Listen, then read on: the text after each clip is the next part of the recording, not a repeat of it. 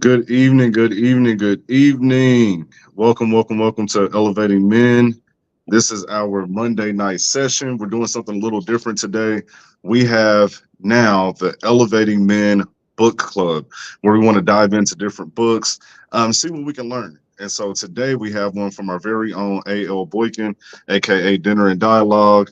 And this is it right here. The top 10 reasons why I refuse to say that I love you. Listen, this book is so honest and transparent that dude started dropping off the panel left and right. They was like, I can't make it tonight. It was like, no, you ain't getting me in trouble with this book right here. And so if you really want some honesty, you want some transparency as it relates to men and how we tend to feel in relationships, you definitely want to tune into this series. We're going to be going through this book over the next several weeks. And so it's going to be amazing. How can people get a copy of the book if they want to follow along? Let's let people know that. So the book is available on Amazon. The book is available in Barnes and Noble. It's online, so you can purchase it on any online medium that sells books. So yeah. Perfect, perfect. And so, yeah, check out Amazon, Barnes and Nobles. Get your copy of the book. We'll be going through it. Listen, this is actually how I met Andrew Boykin. So I got to tell this story really quick. We met at a radio station. So I was at 95.3 doing the show. We were crossing paths. I was coming to do my show. He was coming in to be interviewed by a different radio host. And we just found it interesting that I'm A.L. Johnson. He's A.L. Boykin. He sent me this book, and we had talked a little bit before this. And this book had me looking at him like, man, I think we need to be friends. Seriously. So for those who have not read the book, let's just start with why did you write it in the first place? Why did I write the book?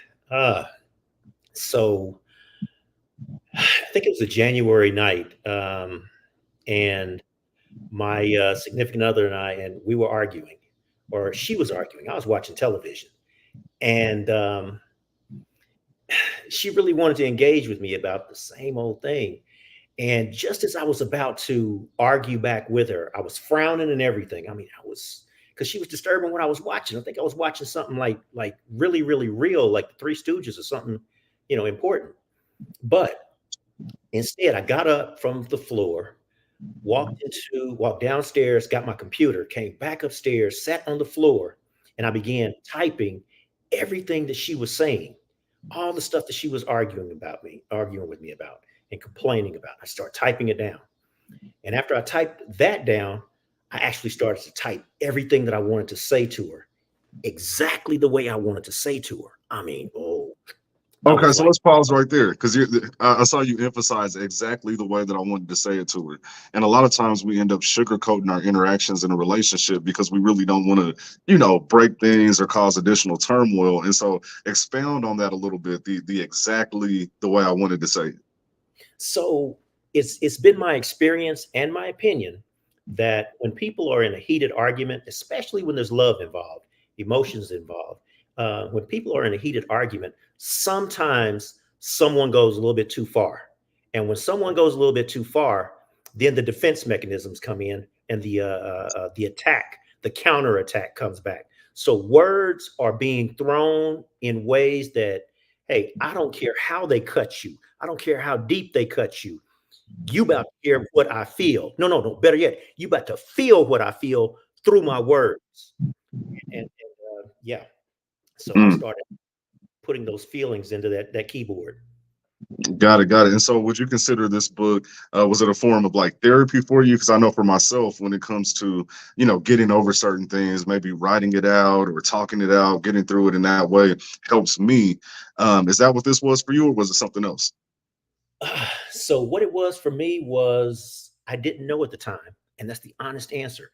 I didn't know what was happening. All I knew was I was tired of arguing. Um, I I really wanted to express myself, but for some reason I just went and got the computer. I did not know what it was evolving into. I really didn't. Now, one of my friends who read the book, the first thing that she told me was it was a catharsis. And I had to look that word up. I was like, okay. Yeah. So if you all look that word up, catharsis, CATHARSIS, I believe. I was like, wow. Yeah. Okay, so I can't look it up live, man. What does she mean by that? What does she mean by that? So you're gonna make me look it up. So Okay. in the chat, listening, look up the word catharsis for us, please, while I look it up.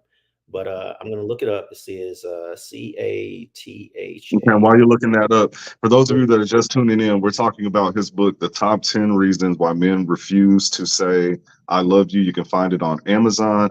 Today, we're just kind of going through it, talking about it. It's an excellent book, very transparent, very honest, very raw and real. For those of you that are just tuning in, we appreciate you being here. Nisi Houston, shout out to you. Thank you for tuning in. We appreciate you tagging your friend as well. Give us a like or a heart or a thumbs up so that we know the audio is okay, that you guys are hearing everything and seeing things well. And share this with your network because this is going to be a great conversation. We're going to be going through this book over the next couple of weeks. And so we appreciate you taking this journey with us. Did you find the definition? Catharsis, discharging negative emotions, a term used in psychology and literature. It refers to the process of discharging negative emotions to relieve intense anxiety, stress, anger, or fear. Oh, she hit it on the head with that. I was like, wow, Right, wow. we got it. So this book was a form of release for those of you that are just tuning in. He stated that he was in an argument with his significant other, and he just started typing out what he was feeling, what she was saying, and that was the beginning of this book. And so let's kind of jump into some things, let people see what exactly we're talking about. I'm going to put just the book here on the screen really quick, and then go to the table of contents. And I just want you to just like kind of quickly explain what people can expect in each chapter. All right. So the first part of the book. Oh, okay, all right. So you went right there. Just looking at you makes me angry. And I'm really talking to the fellas out here because I really want to know, fellas, have you ever just looked at the woman in your life and just started frowning and just got angry? Or ladies, have you ever just walked into the room and saw him just start frowning? His whole demeanor just went, ugh. It's like, why are you breathing? It's like, yeah. So chapter number two. Yeah. Chapter number two talks about I got your number one, and that's my longest finger because what I discovered is a lot of people really want to be the number one person in your world. They want to be the number one, in some cases, the only one person in your world. And that one, oh man, oh yeah, that number one thing, it pissed me off. Wait a Yeah. minute, wait a minute. Hold on. You said it pissed you off. So let me take this off the screen and let's talk about that for a little bit. And what I've heard you say so far, I really believe it applies to both women and men. So ladies, if you're watching, have you ever looked at your man and said, I cannot stand this dude. I can't wait for him to go to work. I want him to get up and get out of here. You stayed with him, but you just couldn't stand him. Has that ever happened to you? Exactly. I mean, there have been times that she actually asked me, is all that inhaling necessary? I was like, I mean, gosh, it was okay for me to exhale. I was like, ugh. She just didn't want me to inhale afterwards. So yeah, Wow, you know, wow. And then let's talk about that only wanting to be being the number one person in a person's life, because I believe that sometimes we become really possessive in relationships, and it's this is my woman, or this is my man, and we kind of comes to this point of like control or possession, like we're an object versus a person, and so let's open up that chapter a little bit, talk about it. so chapter two, and we're getting ready to skip around a little bit, but chapter two actually basically said that I want to be the number one person in your life. You the way you treat me, you love me, but you'll do anything for me, but there's nothing in the world that you won't do when I ask or don't ask, but you do that for everybody else. What makes me different? What makes me special? What makes me the person in that particular person in your world? Because Mm. it's like, hey, I can't tell the way you love me from the way you love her, from the way you love her, from the way you love her. And by the way, who in the hell are all those hers? Man, but listen, so I mean that's a question for me. So how, we have other people in our lives. We have our mothers, we have our daughters, we have our sisters, we have work associates, we have all these other people in our lives, male or female. And Exactly. when you're with a person, of course you're going to share certain moments that you don't share with anybody else. Why is that not enough? I, you got to ask that person. You got to ask that person. But for me, it was like, you know what? I got a number one mother. I got a number one daughter. I got a number one friend. All those things that you named. But I also had number twos and number threes and number fours in the event that my number one was not available. Uh-oh. Did I just open up something? Hmm. Yeah, I think you did. I think that's why the other fellas they wouldn't. Let me quit messing with them, man. They had stuff to do today. They had other engagements. But we got a comment from Bella Robinson. She said yes, but then I realized I loved him but didn't like him. Now I know what you mean by that, but can you expound on that a little bit in the comment section? Give us a little more context. You loved him, but you didn't like him. And my question to anybody in the audience is, can you actually love somebody and not like them? Meaning I do have love for you, but I don't even think I really want to be with you. Like I don't even like you. Like, Exactly. or do you maintain that relationship, or is that a reason to let it go? If you love someone, do you stay? If you don't like them, do you go? Answer that question for me in the comments. And you can you answer that question for me? Make The that difference make sense. between love and like.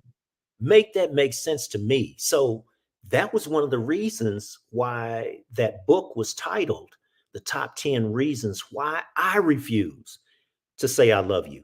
What I learned was a lady read this book, and let me switch it around. But for anyone in the comments right now, if you don't have a copy of the book, drop your email in the book in the comment, and I'll send you a free PDF so you can follow along with us. So just drop your email if you don't have a copy of the book already. But the question was, dang, what was the question? Was like it, love and like, yeah. The top 10 reasons why I refused to say I love you was I didn't like you all the time. And I didn't want to say I love you. You didn't earn my love. You lost my love. You kicked my love to the side. You devalued my love. So I don't want to give it to you, especially in the form that you want to hear it. That was one of your love languages. You want me to tell you I love you. And that was the last thing I was going to give you, since the only thing you've been giving me are reasons not to say I love you. Mm, So, mm. Okay, let's yeah. go to the comment section. So Bella, she responded. For those of you that are just tuning in, we have a special offer so that you can follow along in this series. If you drop your email in the comments, you'll get a free copy of the book. You don't have to go to Amazon. You don't have to go pay for it. You'll get a free copy sent to your email from Elevating Men. So Bella Robinson, we were talking about, can you love someone but you really don't like them, and what does that look like in a relationship? She said it was literally a time when I looked at him and got irritated by the way he ate, walked, the way he changed into a different person. Mm. And that's kind of funny because you haven't even read the book yet, but I almost feel like it says that verbatim in one of the chapters there. I think it's chapter one. Three. Was it chapter one or chapter two? Yeah, it says all this stuff verbatim, It but chapter. literally says the same thing. And so I think that it's really interesting when you read the book, especially because I know women who have tried to read the book and they're like, oh, I don't know, it hurts. But it goes both ways. It goes both ways. Rhonda Hall, thanks for tuning in. She said, yes, you can have love for them, but not like their personality, their ways, their moods, the decisions they make, etc. So my question to you is, you have love for them, but you don't like any of those things. Do you stay together? And then another question is, what attracted you in the first place? Why are you with them? How do you get with somebody that you don't like any other personality or ways? We all have done it at some point, but I really just want to dig into that. Bella, she said that we are no longer the person we were years ago. We basically grew apart. That definitely happens. Andrew, do you want to address any of those comments? I do. Gosh. So let me start. Let me start with chapter number one. Chapter number one. The reason why I frown at you now, and that love seems to be gone. That love is still there. It's just mired under this much pain. I am just like sunken into this. I'm into the sunken place of pain, and the pain is making me feel more pain than love. So every day I have to get myself up to up to the surface just so that I can breathe, just so that I can deal with you, just so that I can deal with what more pain you're going to remind me of. So, so, so it wasn't that I didn't love you. It's just that I couldn't get over the pain.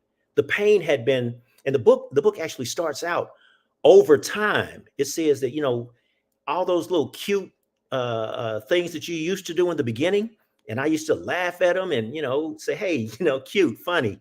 They became annoying because they were parts of you. And it was like, well, damn, is she ever going to stop doing that? Because yeah, that's not funny. It's and eventually it was like, all right, damn, how do I tell her?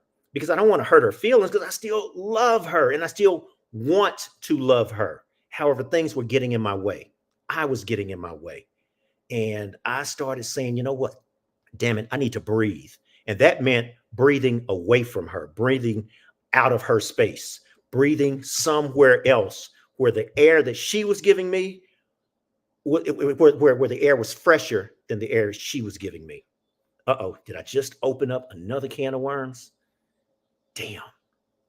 You did, bro. It's worms all over the place. But listen, listen. So I got to ask this. This is a question for the audience. This is a question for you as well. If someone claims to love you, why don't they pay attention to your likes and your dislikes? How do they get to a point where they're getting on your nerves so bad if they love you? Isn't the job to pay attention to, what you like, the things that trigger you, the things that piss you off? Aren't they supposed to be paying attention? So how do they get to a point where you can't even stand their breath? You can't even stand to look at them. How they let themselves get there? Is it them or is it you? Oh, I wish you wouldn't have phrased it like that. Oh my gosh.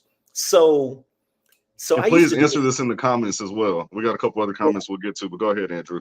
I used to do this scenario about how men meet women.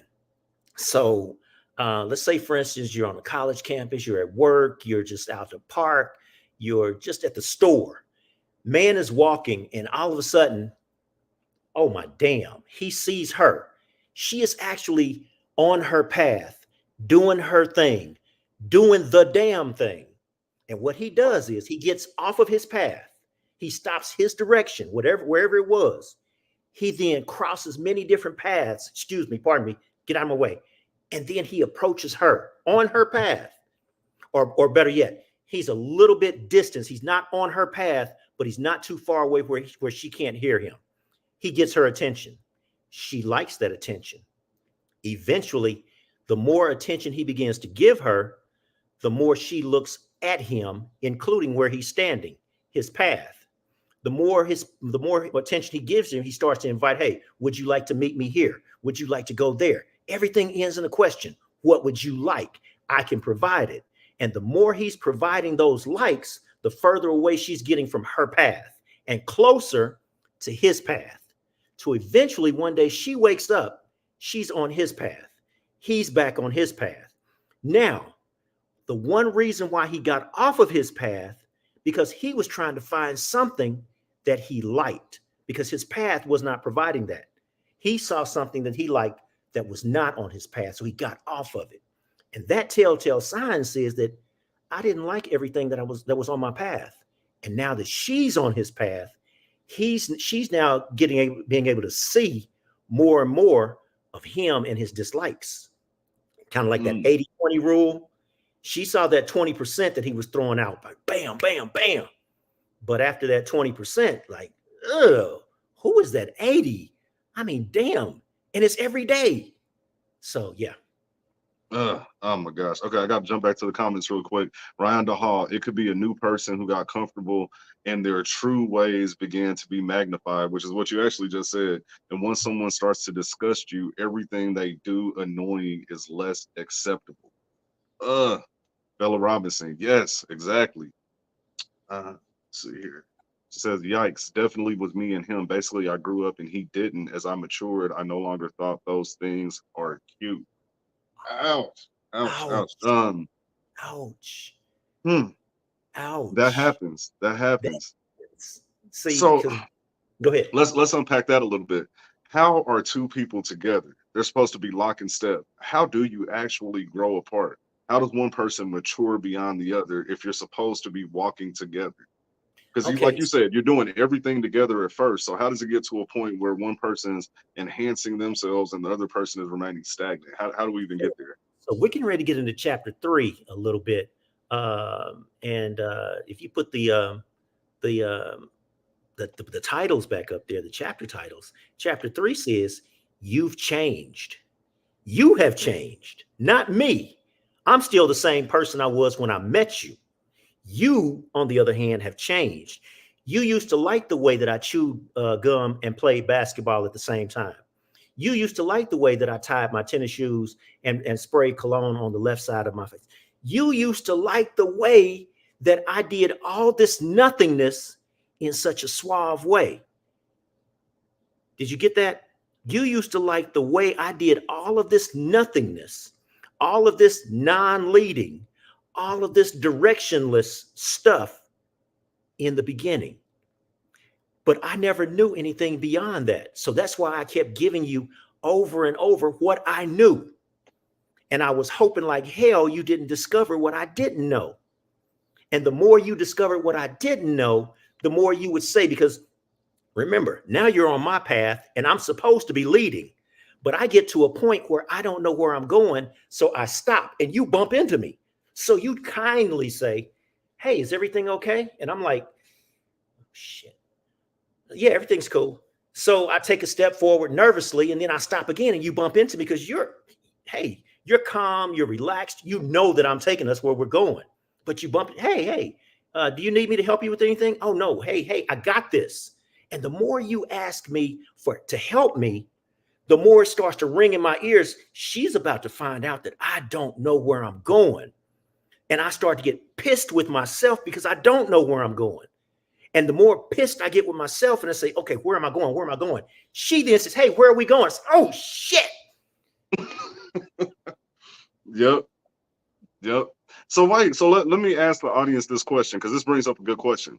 Ladies, if you are following a man, so you meet a man, he seems confident, he's leading, you're on the path together, you're walking behind him, you're following him, and as Andrew just so eloquently described, we reach that point where we don't know where we're going and you bump into us. So there's that first conflict. And then you bump into us again and we say, I really don't know where I'm going. At that point, do you say, this man doesn't know how to lead, let me go ahead and jump ship? Or how do you as a woman say, hey, I recognize what's going on here. Um, I'm here to be your helpmeet. How can we sit down and work this out together? Let me know. Let me know. So there's a couple comments that I want to catch up on, but think about that question and post that in the chat, and I'll get to it.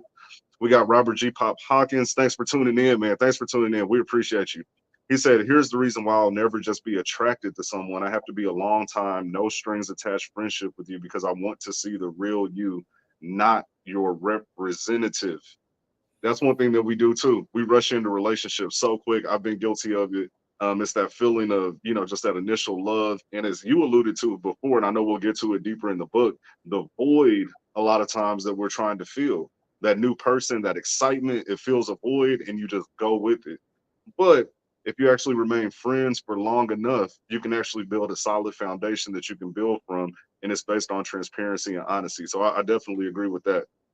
Let's see. We got Rhonda Hall. No, truth is, I didn't like it in the beginning. I just looked over it because there seemed to be more positive things about them than negative. But when the scale shifts, that's when the problem comes in. Mike Junk, what's up, nephew? Um, both have changed, but the level of communication changes. Interesting, interesting. I'd love for you to expound on that. If I were to put that into my own words, I think that at the beginning we probably maybe we are you saying that we don't say everything or that we things start coming out later, like where does both have changed but the level of communication changes? There's something there, Andrew. What would you say to that? So for you who dropped your email in the chat, I hope you got the book. Check your email. Hope you got the book. And for those of you who do have the book, go to page 14 because what Mike Junk just talked about, the communication, but the level of communication changes. And this is what I say about my level of communication. So, uh, um, where's it go? Oh, in fact, my decisions of choice to use the excuse of just looking at you makes me angry indicates that I am clearly projecting because I'm looking at you, a false rationale on what I'm really going through. So what if I'm projecting this false rationale, then I'm probably going to orally express something false as well. Um, and what that says is, in addition, this false projection of my feelings is just an out and out lie that I've chosen to tell myself, tell you, and blame on you. So for starters, there are other clear signs about this level of communication. One is I'm frowning. That's a level of communication because not all communication is oral. So I'm basically giving you this obvious indication that my internal of my breathe, Andrew. I'm giving you an obvious look at my internal unhappiness, the silence, and internal cursing because I don't want to say what I really want to say to you. So that indicates my anger and my frustrations with an obvious lack of situational control. I don't control that situation. I don't know what to say. So I just shut down. I don't know what to do right now. The next one, the distance and the accusations indicates my strong desire to project. I now want to turn the tables on you. So you could stop looking at me. Every time you bump into me, say, hey, what's wrong? You examine me. And I don't want you looking at me. So I now want to project these factless uncertainties at you so that I can inflict pain and guilt, which will keep you off balance. And if I can keep you off balance, that means that I can hopefully catch my balance. The cold shoulder, the quick icy touch indicates that I'm not thinking seriously at all about what's really going on with us because I've decided to avoid meaningful moments. This is the battlefield right now. Yeah. So it gets deeper. I start to sometimes my silliness, my joking, my redirecting, those behaviors basically say, hey, I'm just trying to play you through these moments because, hey, look over there. Isn't that funny? Let's distract you from what you're looking at. My desire to stay home so much, eventually I don't want to go outside because you see me now. And if you can see me and everything that I'm not, that means that comparison to that guy that I don't want you to see. Oh gosh, I don't want you to say, hey, how come you can't be more like, oh my gosh. Anyway, yeah. Bro, this is too much honesty right here. We're gonna slow down a little bit. Ooh, So ooh. listen, so Mike left a comment. He said, we don't say everything. We are infatuated with each other to start. For us to recognize something and not know how to communicate it after the fact becomes a problem. Uh, Dude. that's true. So we leave with our representative. We don't say everything. We're infatuated. My question is, we say that we want honesty. We say we want transparency. We say, hey, if you would have told me that to begin with, everything would have been fine. Let me make my own decisions. But is that really the truth? Do we really want that raw, unfiltered honesty? Let's Is that a see. question? You read, yeah, read another one, please, while I send this to Nisi. Got it. Mike Junk, goals have to match to stay together. After that point, if the communication between goals, meeting doesn't or can't happen, when it finally happens, the problem is going to be the most with the person who can't take the real. That's right. That's right. It's tough, man, because we lead with that representative. We want to, and I think that's why people relationship hop as well, is because you have a fresh start, so to speak. And so the person doesn't know anything about your past. A lot of times we say, hey, I'm not worried about your past. We start today. And so we feel like we get that fresh start, but then the cycle continues. And then when the real starts to come out, as you said, a lot of times a person can't handle it, or you've led with false expectations. And then when that changes, instead of working through the relationship, we go find a new one thinking that it's going to be better. So that fresh start, we go find a new one thinking that it's going to be better. Remember, I got off of my path because my path in my mind was incomplete. My path on my mind did not have what I truly wanted. I saw what I think I thought I wanted on another path. So I crossed many paths to see if that was what I really wanted. And when I found out that Now that don't fit my path either. I went into like a myriad of going through different paths, trying to find the piece that was not in my path or on my path. So what I did was I just started just trying to find other pieces of someone else's path. Does that make sense? Yeah, It I was like, does. It does. yeah, And it goes to something that we talk about on Elevating Men quite a bit when it comes to relationships, and especially on the male end of the spectrum. We have to be building and working before we find our mate. I think too often we're just looking for things outside of our path, as you said, outside of our work. We're looking for an escape. And so you don't want to be the woman that a man is escaping his reality to, because that's why you're not getting the real. He's escaping something. What we want is to be working and building and on a specific path and have a plan developed for our lives. Because if a woman is created to be a helpmeet, what is she helping you with exactly?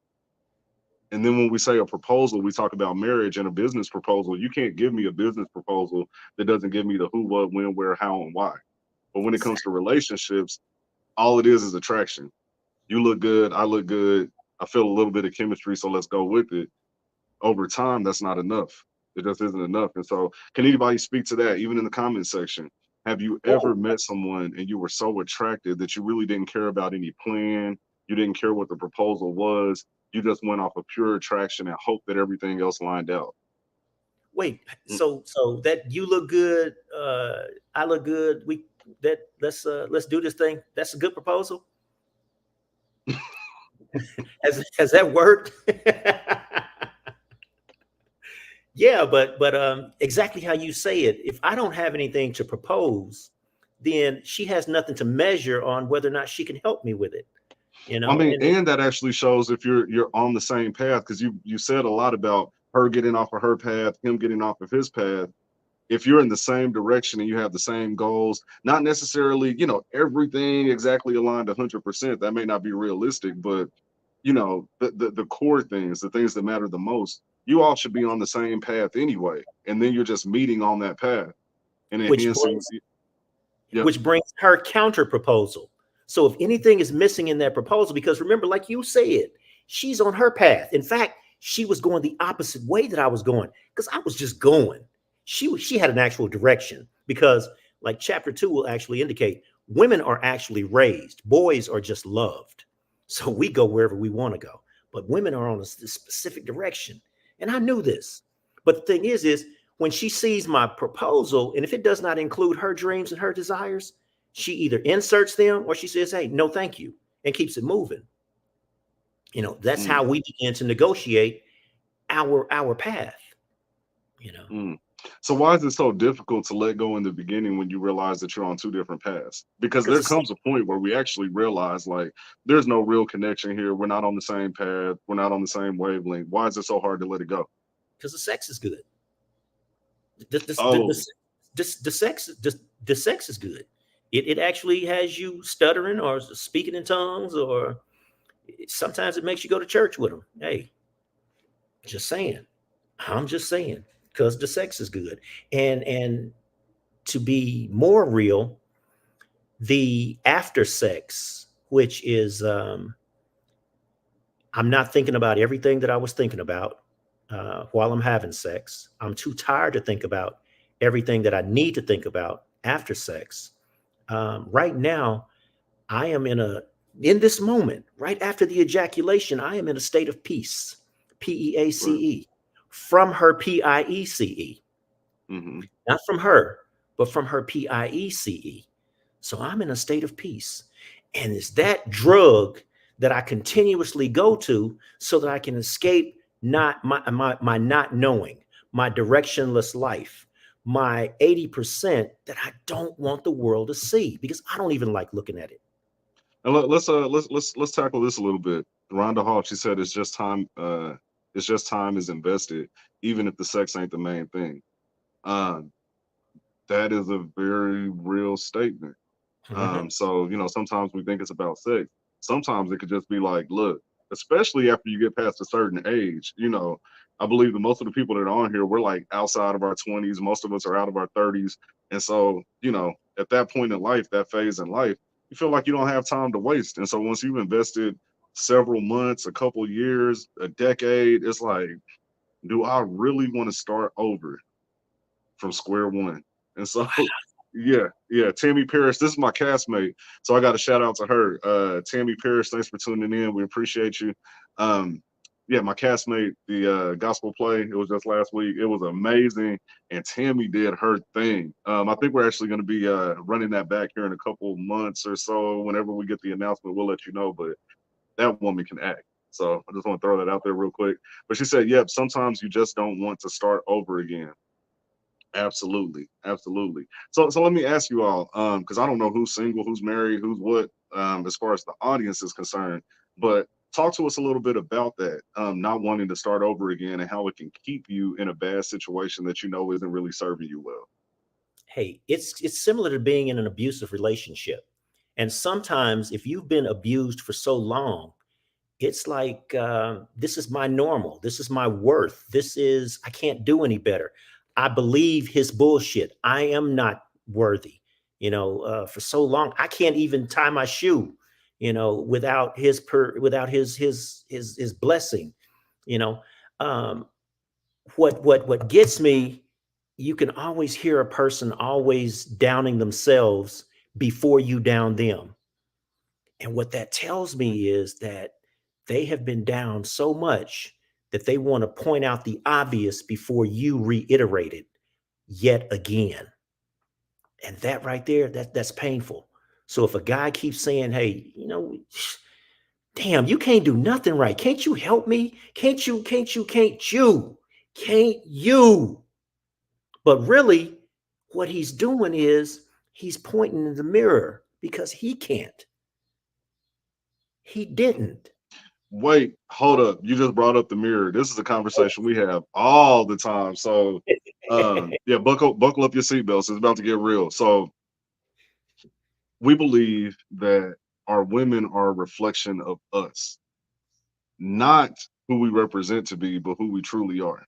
And so I want you to expand on that because we're talking about your book. So I'm gonna get off my soapbox because I can go on that topic. But what do you mean when you say the mirror and our women are a reflection of us? What does that mean?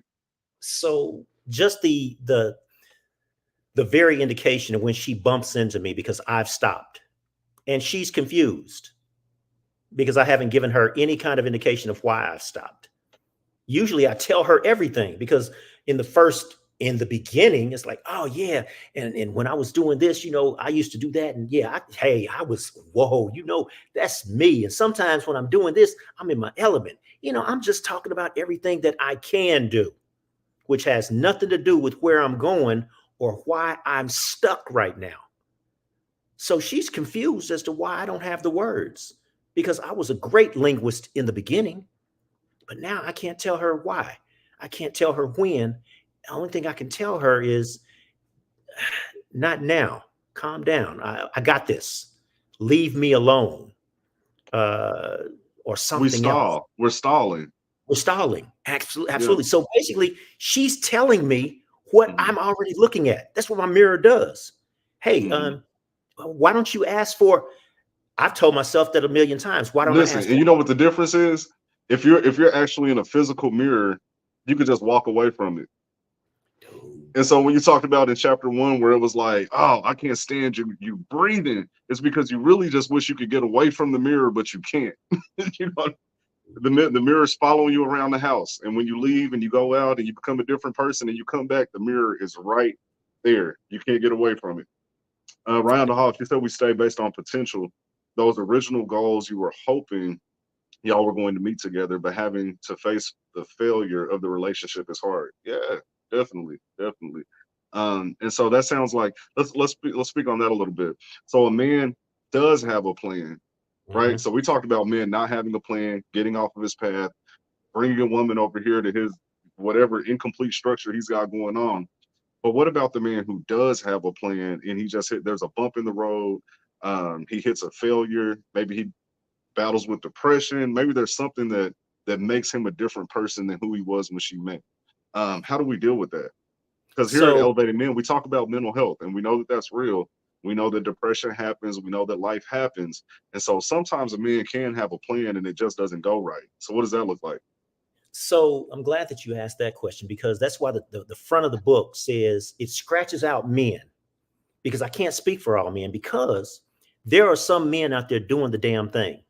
There are some men out there who not only had a plan, they are executing their plan, and they're passing their plan on to their legacy.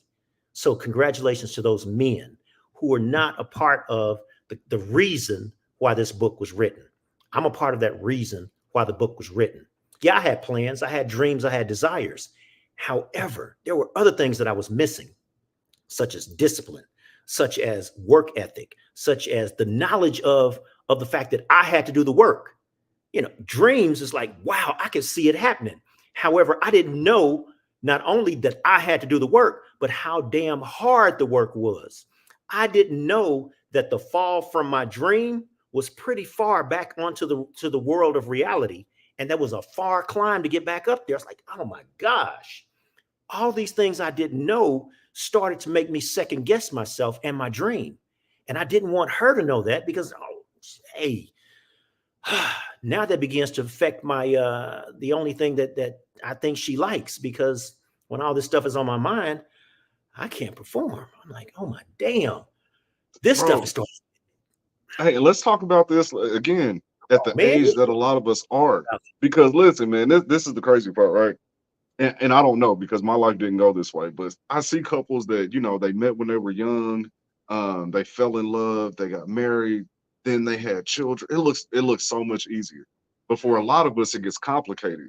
What I mean by that is you have your plan, you're on your path, you're on your purpose, but when those two paths merge and then you actually try to bring it together, 2024, most of the time you're combining children, you're combining separate households, it is a whole different ball game than meeting when you're young, and that's the only person you have children by that one person.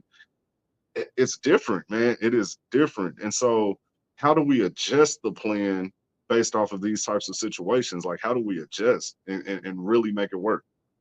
Well, for one thing, I'm reaching out to the women right now by saying, understand and listen out for his yesterday. And now I'm getting ready to say to the men, understand if you are still trying to fix your yesterday. Because if you meet somebody today and you're trying to build a tomorrow, those are two different directions. Those are two different focuses. Those are two different things that tear you in half. And all she's trying to do is be your helpmeet.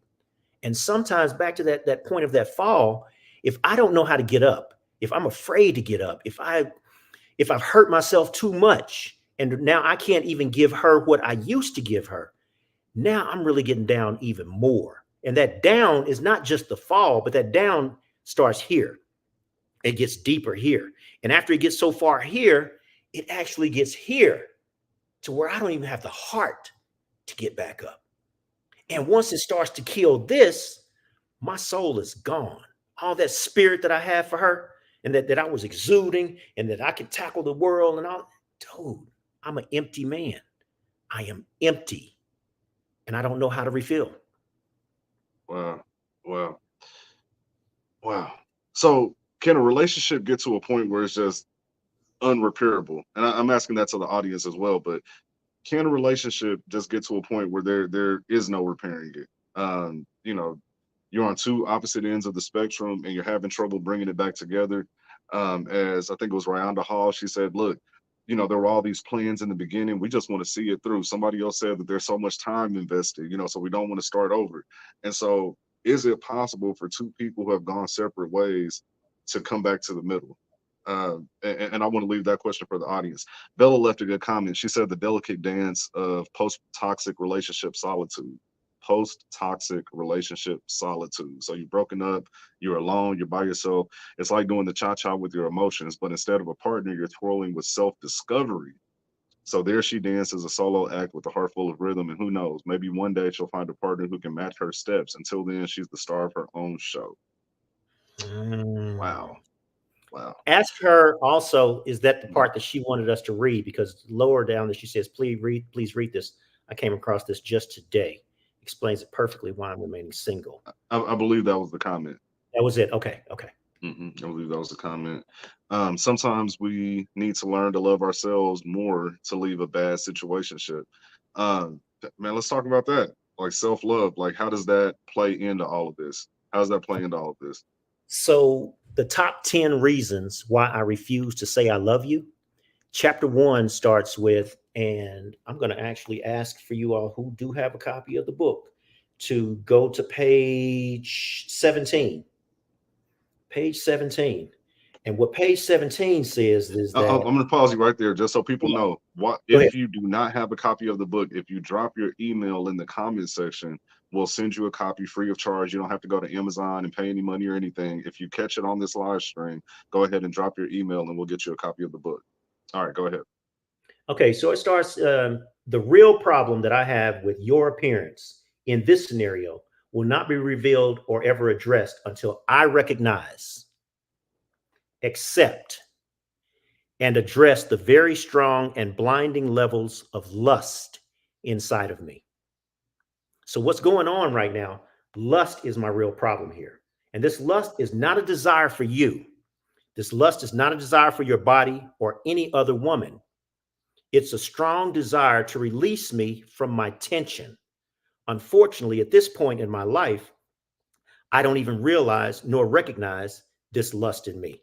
Hell, at this point, at this very confused and frustrated stage in my being, I still resolve these feelings and confusions of frustration the only real way that I've always known, and that's through stressful expressions. And that S is bolded and that EX is bolded.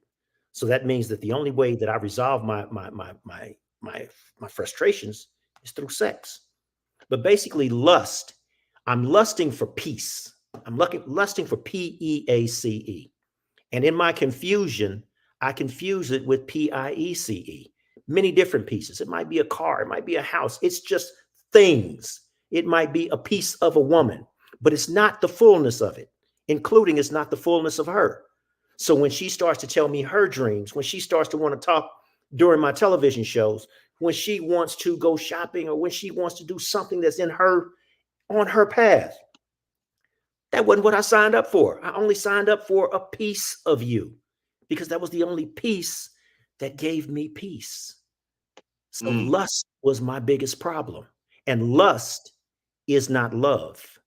That's the one reason why I could not love you, is because it was lust that attracted me to you. wow. Wow. I don't even think I can add anything to that. To be honest with you, I don't think I can add anything to that. But this is so true. This is so true. Like, how many relationships do you feel are actually started with people trying to fill a void versus trying to find somebody to build with? Like, that's the difference. You have people who are looking to fill a void. I'm lonely. I'm depressed. I'm hoping that this person can bring a little sunshine to my life. There's some piece of their world that complements a piece of my world and makes me feel a little better momentarily. But how many people are saying that, hey, this is something that I'm trying to build. This is what I want for my future. Let me find the person that fits this picture and completes it so that we can grow together. Those are two completely different mindsets. And that's not what I hear most of the time. Actually, and this is a good thing. If you have young boys, if you have children, that's a conversation that I've had before. Like, hey, what type of girlfriend do you like? What kind of girl do you like? Right? If you ask a teenage boy that question, what are they going to describe? Looks, appearance. Yeah. Mhm. Oh, I like them this color. I like this kind of hair. I like this. And so we have to start teaching and programming that early because we already have the media showing them one thing. Like, this is what you look for in a woman. Not anything to do with what you're trying to build, your future, where you're trying to go, what quality she needs to have outside of what appeals to your eye. And the other thing that you brought up, is that why people cheat? Oh man, that was the very first dinner and dialogue we had, October 3rd, 2003. Why do men cheat? Gosh, man. That's another subject, man. We talk about that another No, time. I'm just God. saying. Well, I mean, it goes both ways, male and female, because you say the people are looking for peace, so they can be Ex- in a relationship that they don't feel any peace. Now they're looking ex- outside of the relationship for peace, so they need a piece of somebody else to feel complete. exactly. Exactly. And women say that or men say, you know what, I can do it without emotion. Well, dude, all I want is peace. So I go, just go get that piece. I come back, I'm good. We should be good. Mm-hmm. Shouldn't we? But when she does it, hey, all I did was just went out and got me a piece. I'm good. We should be good. What? Yeah. Right. Right, right. Robert Hawkins, he has left some good commentary here. He said, "Lust, I found, is a huge waste of time. I agree. It's empty and pointless, which is why I can be in a room full of amazing looking women and not be distracted at all." So that's a man who is on his path and on his purpose. I Exactly. love it. I love it. Let's see. All the bleeping time. You almost made Ryan cuss. Hold up. You almost made Ryan cuss. So yeah, this has got to be good. Had many conversations with my twin daughters as early as their teens. They grew up to be amazing women. Salute to you. Salute to you. Hey, Uh, right there. Before you go to the yes, next one, sir. go back to that one.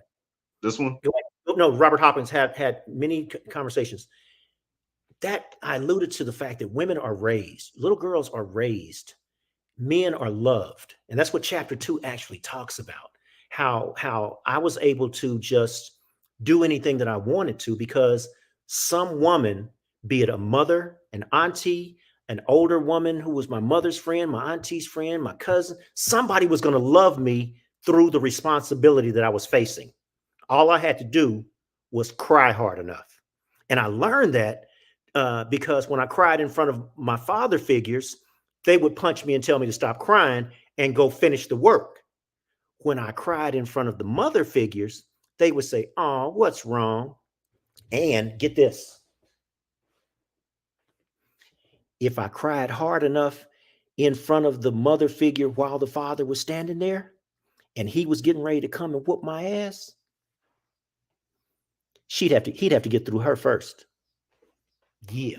And and that's when we learn how to manipulate. Dude, That's where dude. we learn manipulation. And so, again, one of the things we talk about with elevating men is women can do a great job raising a man. They can, but there's that nurturing side of them that unfortunately sometimes can turn your son that you love so much into a master manipulator. Exactly. Exactly. Absolutely. Absolutely. Wow. Yeah. Wow.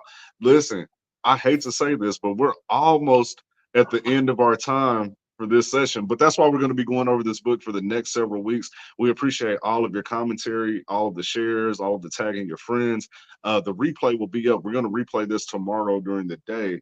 And so you can tune in. We're going to play it at noon. So if you're on your lunch break, you can watch it again, share it with your friends at work. We want to spread this conversation. Today, we really just kind of talked about the overall concept of the book, but we've got 10 reasons.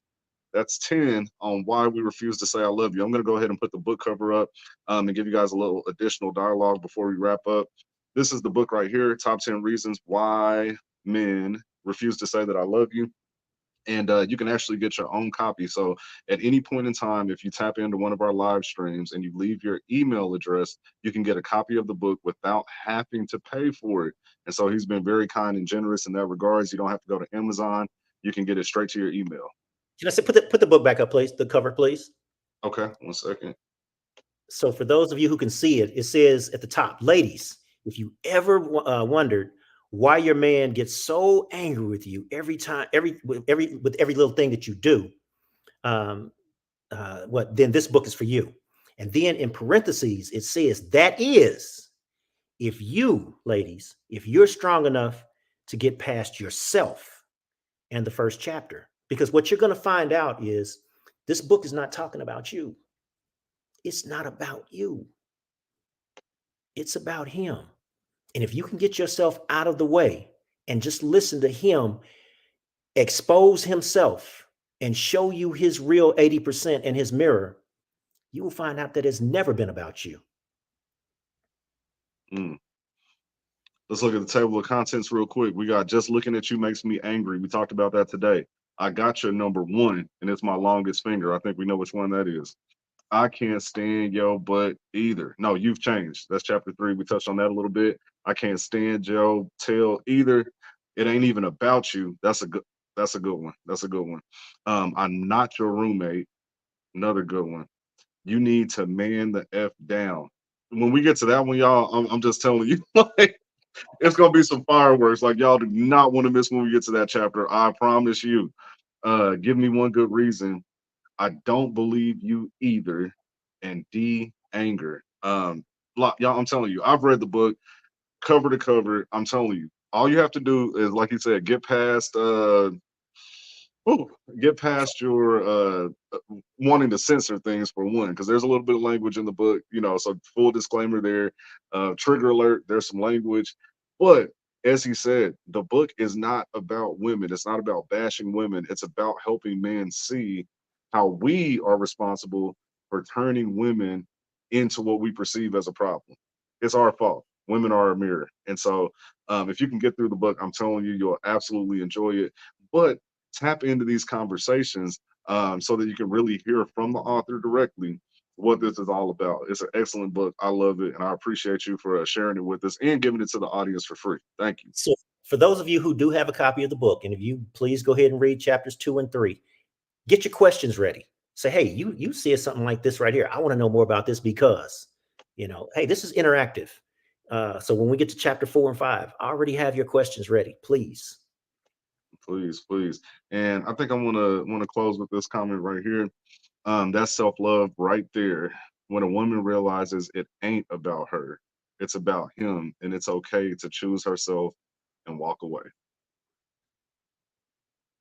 Mic drop. Mic drop. Mic drop. Listen, everybody, we've got some really exciting things going on with Elevating Man. I'm going to show you guys a couple things just really, really, really, really quick. First off, on Sunday mornings, if you haven't been tapping in, you need to. Our brother LaRon Barnes, he brings us motivational moments every Sunday morning from 9 a.m. to 9:30, and we talk about how you can really start off your week with power so that you can accomplish your goals. We definitely want you to tune in on that. Put that on your calendar. That's every Sunday morning, 9 a.m. to 9:30. The second thing I want to share with you all, we haven't even publicized this yet. So you're getting a sneak peek into something that Elevating Men has been working on behind the scenes. September 28th at the Mohart Multipurpose Center, we're having our first mental health town hall. This is going to be a huge event. We've rented out both facilities, and so there's a town hall space along with the networking space. We're going to have members of government at the state and local level, professional therapists, advocates in the mental health field, and the general public, where we're going to come together and we're really going to work out some solutions to the mental health crisis. Kansas and Missouri are two of the states. We're right there next to each other. But out of the entire country, we both rank in the bottom 10% as it relates to access to mental health services. That's one of the things that we want to change, and we need you to help change that. So be looking out for the advertisement. We have limited seating and limited availability, but we want to make sure that you're able to be a part of it. So follow us. And we have a new website that's going to be launching very, very soon. I'm super excited about that. And so stick with us because we've got some great things going on. Last thing on August. Look, I'm getting ahead of myself. August 17th, we have our monthly men's breakfast. This month, we're going to have Chris Dunlap. He is listen, this guy, like Bitcoin, cryptocurrency, stock market, day trading, all of that. He's an expert. He knows what he's doing, and he's actually going to be teaching us how we can enhance our finances through those mediums. And so, again, as always, our prayer breakfast is 100% free of charge. Be looking out for that advertisement. Follow the Elevating Men page on Facebook. You can also catch up on all of our content through YouTube. Just search Elevating Men and you'll find the archive of all of our videos. So we appreciate each and every one of you for tuning in. Make sure that you come back next week. We'll be talking more about 10 reasons why men refuse to say I love you. Make sure that you share this with your network. We appreciate you all, and we will see you again next week.